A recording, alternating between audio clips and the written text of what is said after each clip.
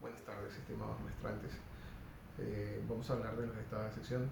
Al respecto, lo que quisiera mencionar es que la Constitución ecuatoriana de 1987, en su artículo 185, hacía referencia a la declaración del Estado en sí, el mismo que se solicitaba por parte del Presidente de la República o del Congreso Nacional en caso de conmoción interna o conflicto con el exterior, otorgando facultades extraordinarias a la función ejecutiva. Las garantías constitucionales se suspendían conforme a los numerales 3 y conforme al artículo 187. El plazo no podía extenderse más allá de lo necesario para dar el término a la emergencia, siendo el responsable el presidente por la prolongación justificada.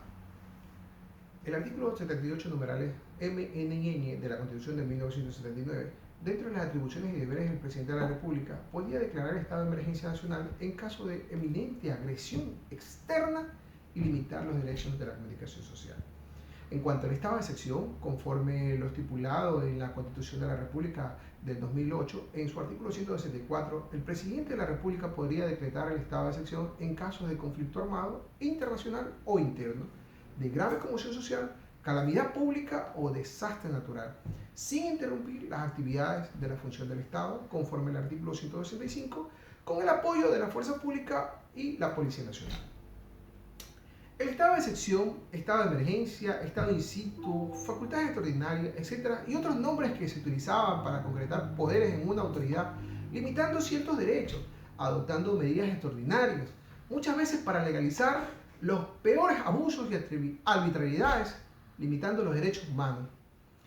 Estar expuesto, por lo tanto, requiere mayor protección. Actualmente se considera el estado de excepción como una institución del Estado de Derecho, a fin de garantizar los derechos humanos en las situaciones de crisis. La regulación constitucional de los estados de excepción se modificó sustancialmente en la Constitución de 1978. Tuvo como idea central que toda crisis debía tener un mismo tratamiento y manejarse bajo la conducción militar.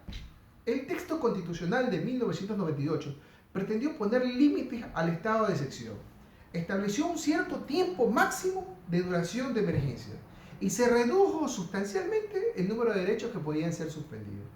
La Constitución vigente profundizó en la reforma iniciada en el texto de 1998, si bien agrega la causal de calamidad pública y mantiene el defecto, asignando las mismas consecuencias a todas las causales del estado de excepción, con límites de 60 días prorrogables hasta 30 días adicionales.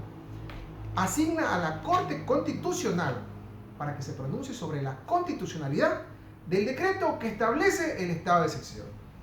Debemos atender si existe arbitrariedad en las declaraciones de emergencia en cuanto al control constitucional de las declaratorias del estado de excepción, previstas en el artículo 436, numeral 8. La norma convierte a la Corte en instrumento de control ejecutivo y en garante de la preservación de los derechos constitucionales. Evitar el ejercicio arbitrario de la potestad presidencial, decretar la excepción, resulta ser, así, un cometido fundamental de la Constitución. Asigna a los jueces constitucionales para la protección de derechos, más bien justificando las actuaciones ejecutivas. La sentencia 0509 sostiene que el estado de excepción no puede convertirse en permanente actuar estatal para establecer políticas gubernamentales o suspender los derechos de la población de la forma descontrolada. La sentencia 02, 01, 02, 05, 010, SEE-CC considera por lo tanto que todas las declaratorias tengan o no una explícita referencia a la suspensión o limitación de derechos deben pasar por el examen de constitucionalidad. Ninguna de las sentencias explícitas es porque todas las declaratorias del estado de excepción, por su propia naturaleza, implica o tiene la potenciabilidad de vulnerar o limitar derechos. Y la Corte se limita a decir que la limitación de derechos es intrínseca a los estados de excepción. El decreto que declara el estado de excepción, entonces, conforme este último criterio, puede contener o no una suspensión o limitación de derechos, pero de todas maneras debe ser controlado porque puede llevar a esa suspensión o limitación que es la intrínseca a los estados de excepción, tomando como referencia la sentencia 0001-08 de la Corte Constitucional. En conclusión, el Ecuador se necesita un cambio conceptual con relación al estado de excepción. Para la ciudadanía, los estados de excepción siguen apareciendo como la única respuesta posible ante cualquier emergencia. Y no se valora adecuadamente la gravedad que reviste una medida como esa.